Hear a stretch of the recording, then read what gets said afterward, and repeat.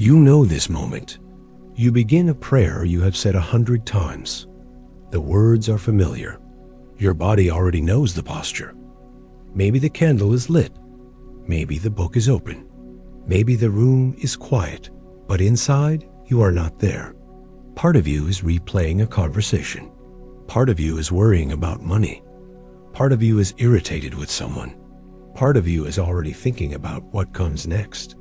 And then you finish the prayer, stand up, and nothing in you feels different. Not clearer, not cleaner, not more aligned, just finished. If that keeps happening, the risk is not small. Religion slowly becomes something that reassures you that you practiced, while leaving your inner life almost untouched.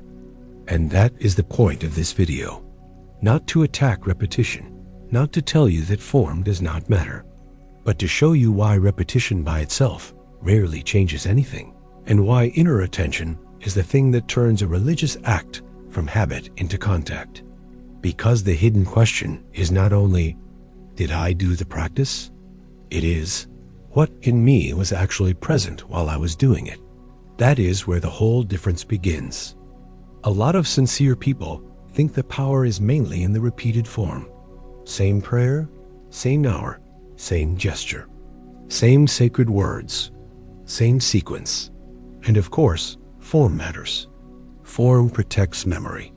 Form preserves a path. Form gives shape to devotion. But form is not the same thing as presence. A cup matters. But if it is empty, the cup is not the drink. This is where many religious lives become quietly painful. The routine remains intact, but the inward participation that once made it alive is gone. From the outside, almost nothing looks wrong. The practice is still there. The language is still there, but the center is missing. And when the center is missing, repetition starts to give the feeling of faithfulness without the effect of transformation. That is one of the most dangerous spiritual comforts there is, because it lets you confuse continuity with depth. Here is the uncomfortable part. Repetition can sometimes protect you from encounter. Once a practice becomes familiar, it can be performed on the surface. And surface performance is much easier than inward exposure. It is easier to repeat holy words than to notice that your heart is resisting them. Easier to complete the ritual than to admit you are inwardly divided during it. So the problem is not repetition itself. The problem is that repetition can continue while attention has left the room. And in inner work, that is not a small detail. What your attention joins, it feeds. What it repeatedly inhabits, it strengthens. So if your lips are turned toward devotion, but your attention is absorbed in resentment, fantasy, fear, self-importance, or mental noise, then the real act is not only the prayer you are saying, it is also the inner movement you are consenting to while saying it.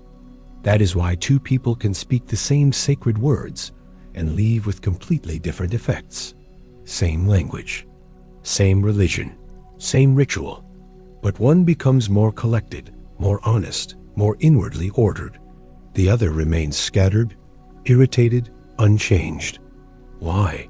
Because the outer act was the same, but the inner participation was not. And this is not a vague spiritual mood. It is law. The unseen quality of attention enters the practice and determines what kind of effect the practice can carry.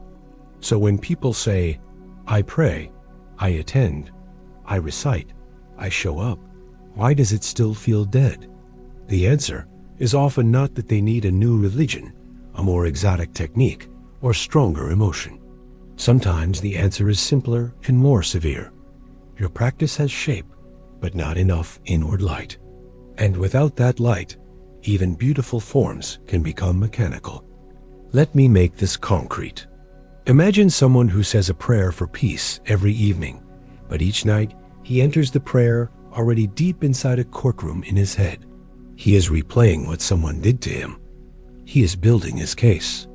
He is strengthening his injury. He says the prayer, but inwardly he is kneeling before grievance. Or imagine someone attending worship every week, but the whole time her inner attention is occupied with comparison. Who is more devout? who looks more serious. Whether she appears faithful enough. The service ends, but inwardly she has practiced self-consciousness more than reverence. In both cases, the religious form is real, but the deeper formation is happening elsewhere. So let's pause and mark where we are. The point is not that sacred forms are empty. The point is that sacred forms only become inwardly effective when attention enters them. And next comes the turning point. How do you know whether your practice is alive or merely repeating its shell? A very simple sign is this. What becomes stronger after the act? Not what you intended, not what the words meant in theory. What actually becomes stronger? If after prayer, your mind is just as scattered, your reactions just as automatic, your resentments just as fed, then something in the practice is not yet joined, because living practice leaves traces. Not perfection, traces. A little more inward weight, a little more honesty, a little less fragmentation, a little more capacity to see what is moving in you before it takes over. That is the first real benefit of inner attention. It makes you present enough for religion to begin affecting conduct. And that matters because religion was never meant to end at the moment of performance. It is supposed to shape perception, choice, speech, reaction, relation. If the act stays trapped inside the act, it remains incomplete. This is why some people increase quantity when the real issue is contact. More prayers, more readings, more repetition, more external fidelity. But when the center is weak, adding volume can deepen the illusion rather than solve the problem. Because multiplying an absent act still gives you an absent act. The change begins when you become honest about what part of you is actually showing up. And no, this does not mean waiting until you feel perfect concentration. That would become another trap. Inner attention is not flawless focus. It is sincere presence. It is the moment when you stop offering only words and begin offering awareness. When you notice that the mind has drifted and gently return it. When you stop hiding from the contradiction the prayer is exposing. When the act is no longer something you perform in front of the sacred, but something you enter. That is when repetition changes quality. Then the same prayer is no longer the same, because now it is inhabited. And once a practice is inhabited, even a short act can carry more force than a long routine done in absence. So the real question is no longer, how many times have I done this? The real question is, was I inwardly there? That is the line between repetition that preserves a shell and repetition that slowly transfigures a life. And maybe that is the cleanest way to say it. Religion does not die first by losing its forms. It dies first by losing attention inside the forms. Keep the form, yes, but bring your interior with you. Because when inner attention returns, repetition stops being empty motion. It becomes participation, and only what you truly participate in can begin to change you.